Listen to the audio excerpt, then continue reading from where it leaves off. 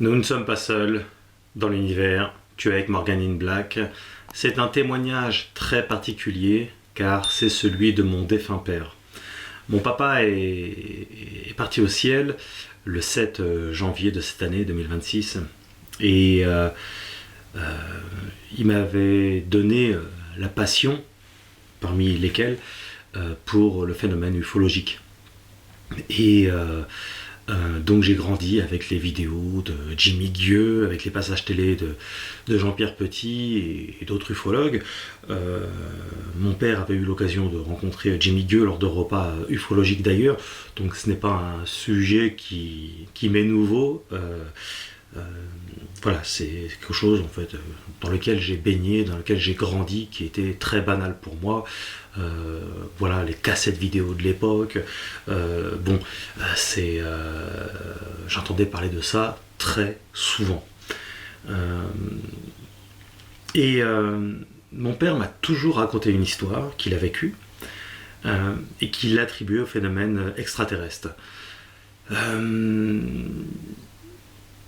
C'est après son décès que, à travers certains papiers retrouvés chez lui, mon père écrivait énormément. Il écrivait ses pensées en tout point. Ça peut être sur des problèmes sociaux, politiques, géopolitiques, économiques, ufologiques, théologiques. Enfin, il s'intéressait à énormément de choses. Il faisait beaucoup de croquis, beaucoup de choses parce qu'il était très intellectuel qui l'amenait à être manuel, hein, parce que il aimait pas, je le dis, il avait raison, quand on dit de quelqu'un qu'il est manuel, ça sous-entend qu'en fait intellectuellement il est pauvre, alors qu'en fait c'est exactement l'opposé, il y a bien une intelligence qui conduit les mains. Donc c'était quelqu'un qui avait beaucoup de réflexion, et qui aimait s'instruire, réfléchir, se cultiver, surtout sur la faune, sur l'environnement. Il était passionné par le loup-garou, il avait découvert ça à travers mon travail, puisqu'il y a un moment où on parle, il y a une vingtaine d'années, j'avais découvert que cet animal existait réellement sous forme de cryptide. Donc ça lui permettait aussi de découvrir une nouvelle chose, lorsqu'on se voyait, je faisais le nécessaire pour moi qui vis en Bretagne, pour aller le voir très souvent, autant que possible, et on avait de longues discussions, hein, très très longues discussions, et il avait des classeurs dans ses placards remplis de photos de moi. Il était très très fier. Donc bon, je vais vous lire justement une lettre qu'il avait écrite pour notifier un peu cette histoire qu'il m'a racontée un nombre de fois incalculable.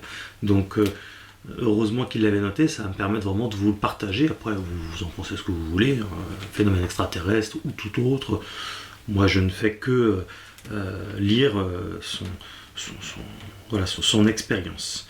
Alors, Anne, mon père donc est décédé à 76 ans, donc à 9 ans, hein, c'était dans les années 40, 50. Donc voilà ce qui est écrit: à 9 ans, en Bretagne, à Guingamp, plus précisément à Bellevue. Apparition à environ 9 ans. Le spot de lumière sur la fenêtre, au pied de mon lit, qui m'a demandé « Viens avec nous dans la lumière ». Résultat, la voix que j'ai entendue était celle d'un vieux, entre parenthèses, pour moi. J'ai paniqué de suite. Je me suis levé debout dans mon lit, une place. J'ai appelé mon père, affolé, apeuré. Mes parents se sont réveillés. Il faut savoir que nous dormions tous dans la même chambre, mes parents et mon frère et moi, et ma sœur. La peur que l'on m'emmène était vraiment panique. J'ai agrippé mon père pour qu'il me protège, je le suppliais en pleurant, et chose rare, en l'embrassant. Donc mon père, c'est quelqu'un qui a manqué beaucoup d'amour, de reconnaissance, d'affection, tout ça. Donc c'est quelque chose qui l'a poursuivi avec le temps. C'est pas quelque chose dont on a parlé, mais je l'avais discerné. Et il a cherché toute sa vie à performer dans différents domaines, aussi beaucoup par ouverture d'esprit, par curiosité, par intelligence, mais aussi par recherche d'affection, d'amour. C'est un peu mon cas, pour être tout à fait honnête. Que s'est-il passé ? Ce n'est certainement pas Jésus ou les anges qui me sollicitaient. Pour moi, c'était extraterrestre. Car la lumière, type puissant, qui ne m'aveuglait pas en traversant la fenêtre.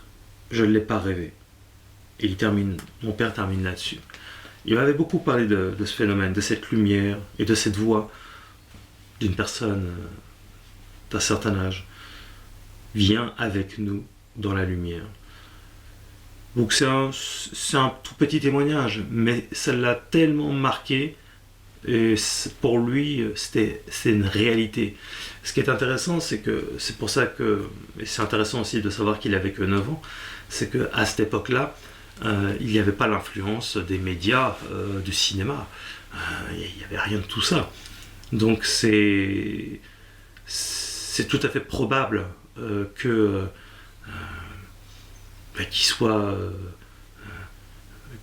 ait été non pas victime, mais en tout cas qu'il ait vécu une expérience spirituelle ou ufologique, ou on peut même imbriquer les deux, d'ailleurs. Aujourd'hui, là où il est, il doit avoir les réponses. Mais ce qui est saisissant, effectivement, c'est l'âge et le fait qu'il ne puisse pas avoir ce genre d'intérêt, d'imagination, parce que ses parents, c'est-à-dire mes grands-parents, étaient plus que terre à terre. On ne parlait pas de ces sujets-là. C'était pas du tout un sujet. Plus tard, mon père, après son adolescence faite, il s'est drastiquement intéressé à tous ces phénomènes. C'était comme si c'était écrit et comme si ça allait conduire sa vie.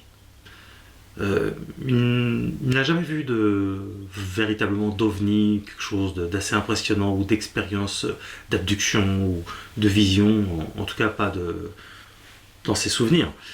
Mais ce souvenir-là, c'est le souvenir de sa vie. Puis l'une des choses qui me touche personnellement le plus, c'est le fait de ne pas avoir eu d'amour.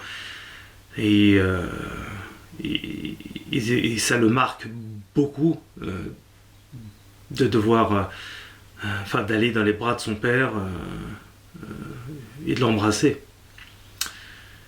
Donc c'est quelque chose de dur pour moi. Et ouais, donc mon père a été vraiment a eu cette expérience et a donné quand même une partie de sa vie, pas que, il a fait beaucoup de choses dans sa vie, mais à tout ça. J'ai récupéré tout ce qui appartient à l'ufologie. Donc beaucoup de livres, beaucoup de magazines, des classeurs, des coupures de presse de l'époque, une collection énorme. Donc comment, avec un père comme ça, j'aurais pu ne pas m'y intéresser. Il m'a jamais forcé à m'intéresser à ça. Il m'a jamais. C'est juste que je savais que mon père avait une certaine intelligence et que si mon père s'y intéressait, c'est donc qu'il fallait quand même garder l'esprit ouvert.